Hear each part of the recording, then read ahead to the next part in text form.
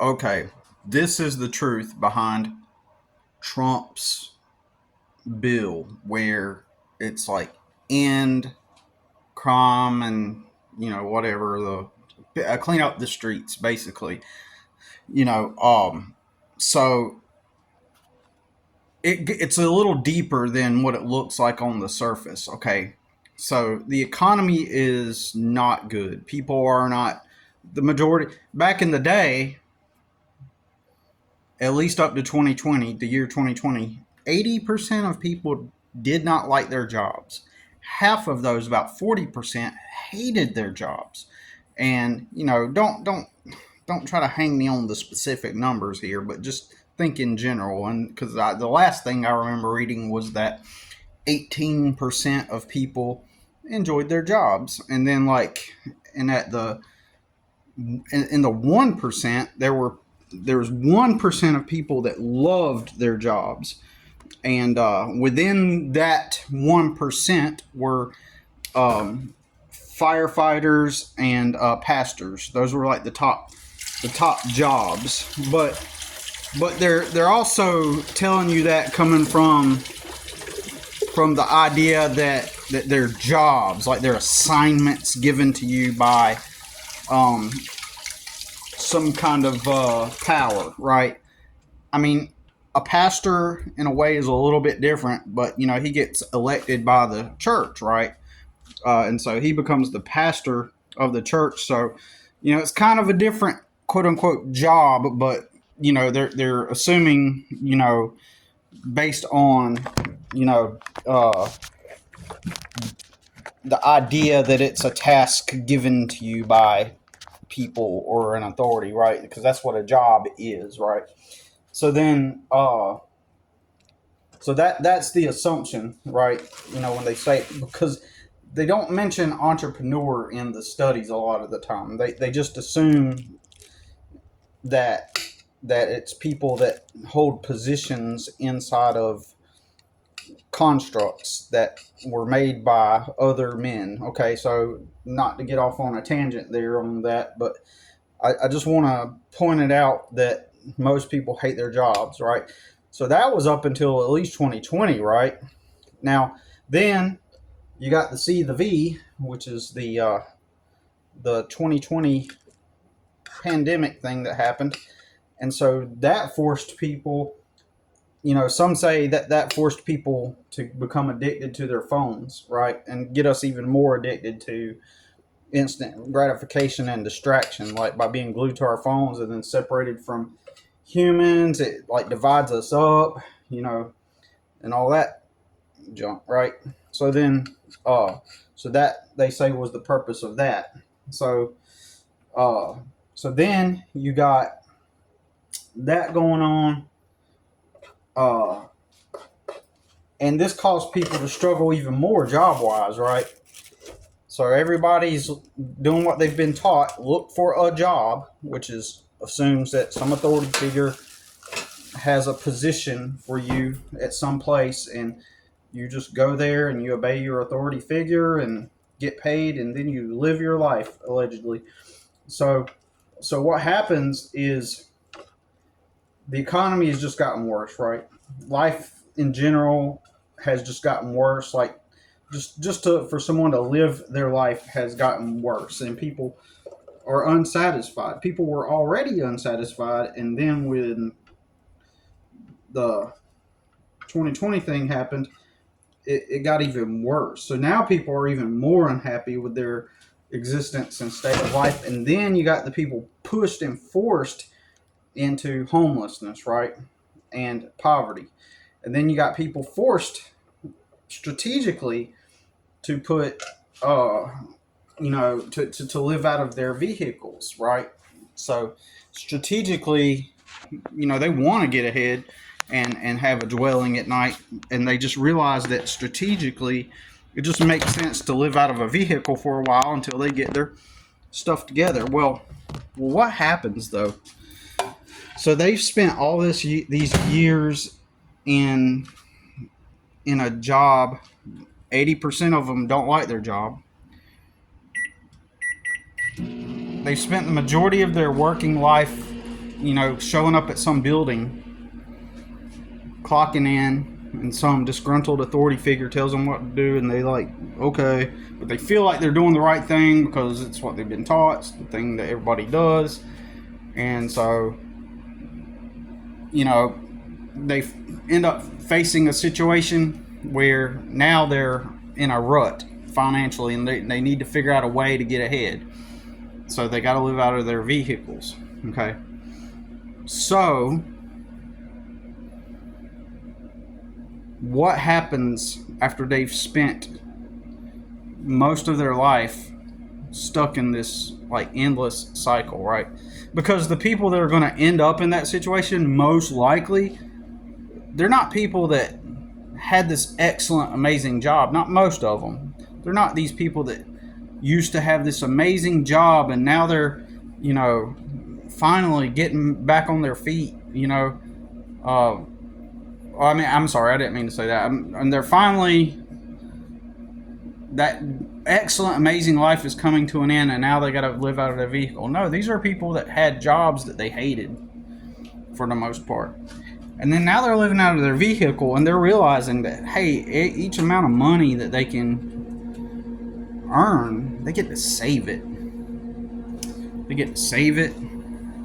Next thing you know, before, they never had any money.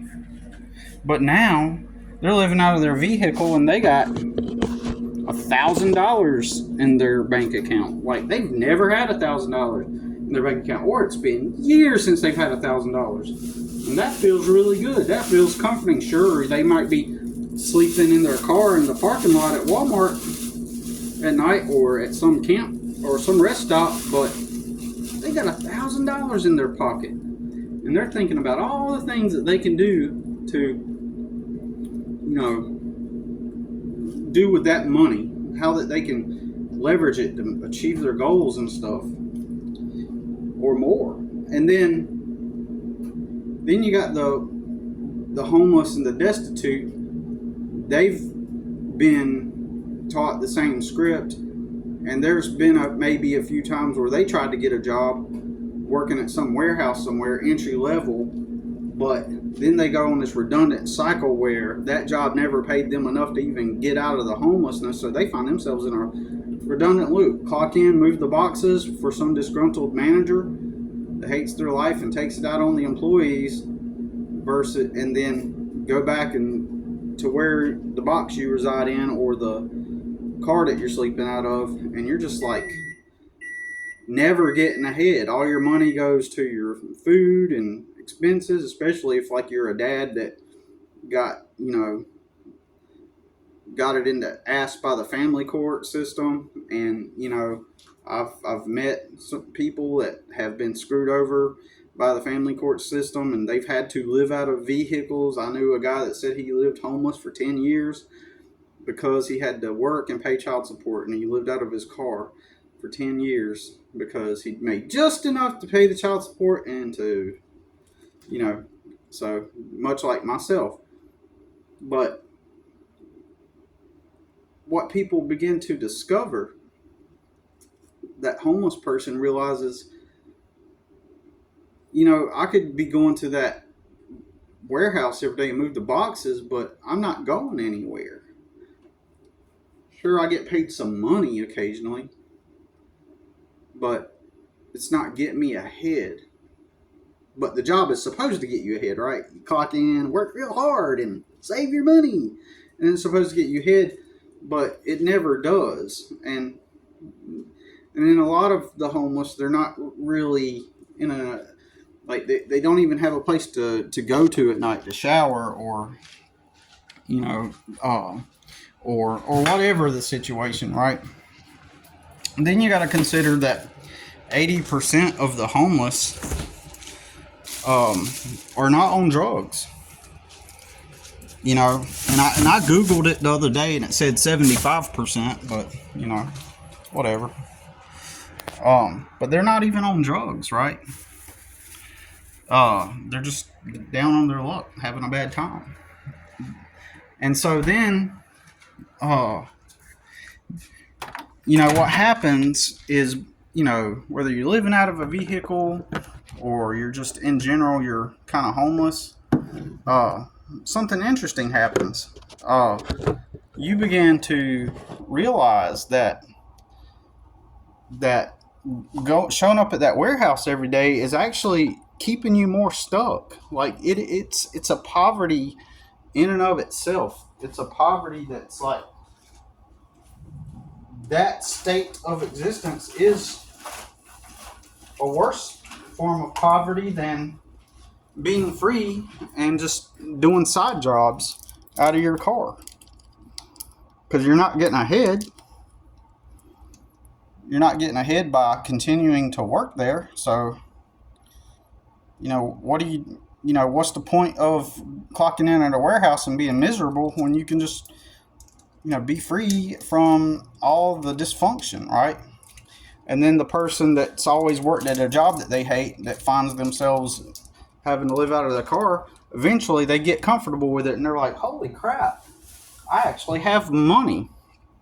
Or maybe they're still at the job, right? They're still at the job, but now they got money and it gives them some hope. They've got hope that they can, man, if I keep this up, maybe I can, assuming that they don't got child support payments and stuff, but, and things that are going to keep them in a redundant loop. They lose their place because their job doesn't pay them enough to have a place.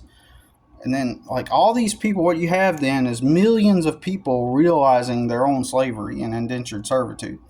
That's what you have. And that's the threat. That's the main threat. It's not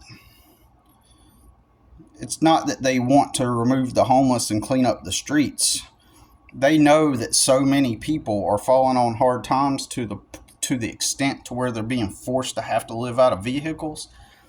And that is the reason why there is an attack.